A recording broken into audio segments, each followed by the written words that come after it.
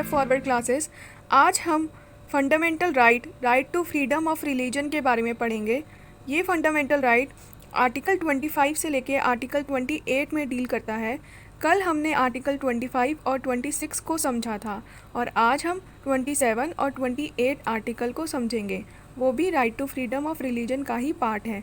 सो आइए देखते हैं कि कैसे आर्टिकल 27 और article 28 right to freedom of religion किसी पर्सन के रिलीजियस जो फ्रीडम है उसको कैसे इंश्योर करता है।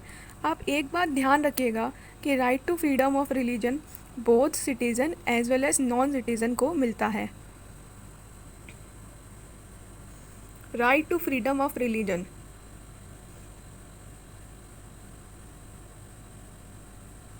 आर्टिकल 27 कहता है freedom as to payment of taxes for promotion of any particular religion. मान लीजिए आप किसी भी रिलीजन से बिलोंग करते हैं और आपके पास आर्टिकल 26 में एक राइट दिया गया था कि आपके पास पूरा राइट है कि आप कोई रिलीजियस इंस्टीट्यूशन बनाना चाहते हैं तो आप बना सकते हैं। आर्टिकल 25 में कहा था कि आप कोई पर्टिकुलर रिलीजन फॉलो करना चाहते हैं तो आपके पास पूरा हक है फॉलो करने का। अब आप जब अपने रिलीजन को फॉलो करते हैं तो कोई भी स्टेट, ना ही कोई स्टेट गवर्नमेंट और ना ही कोई यूनियन गवर्नमेंट आप पे टैक्स को इम्पोज कर सकती है for promotion of any particular religion, कि आप इस रिलीजन को फॉलो कर रहे हैं तो आप पे ये टैक्स लगेगा। ऐसा नहीं, कोई भी सरकार आप पे टैक्स नहीं लगा सकती है। लेकिन एक इसमें बहुत ही इम्पॉर्टेंट प्रोविज़न है कि इसमें बात सिर्फ टैक्स की कही गई है, फ़ीस की नहीं कही गई है। मतलब कोई भी अगर रिलीजियस पर्सन है और वो अपने रिलीजन को फॉलो कर रहा है, कोई ग्रुप है जो एक पर्टिकुलर रिलीजन को फॉलो कर रहा है, तो उस पर एक किसी तरीके का फ़ीस लगाया जा सकता है। फ़ीस मतलब जैसे कि मान लीजिए पार्किंग फ़ीस हो गया, सफाई के लिए जो फ़ीस दी जाती है। तो एक मान लीजिए कोई रिलीजियस इंस्टीट्यूशन है और वो एक सोसाइटी में इस्टेब्लिश है, तो वो सारी सर्विसेज को अवेल कर रहा है, तो किसी ना किसी तरीके की फ़ीस लगाई जा सकती है। फ़ीस इसीलिए लगाई जाती है क्योंकि वो मेंटेनेंस और बाकी सारा जो खर्चा होता है उसके लिए यूज़ किया जाता है।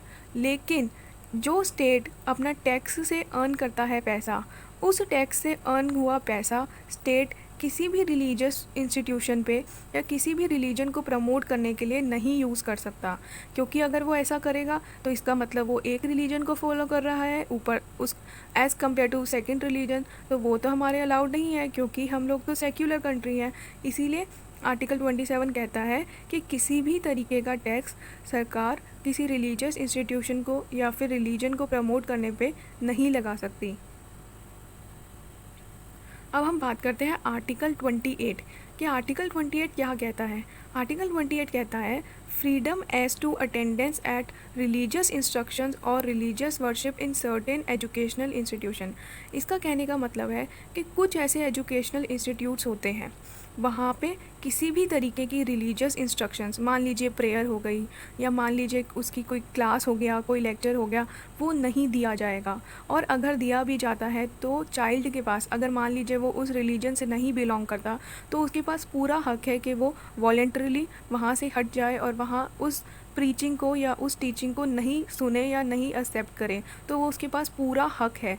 ये हक हमें कौन देता है? ये हक हमें देता है फंडामेंटल राइट आर्टिकल 28। अब इसमें देखिए, अब वो कौन से ऐसे रिलीजियस इंस्टीट्यूशंस है जहाँ पे ये मना है।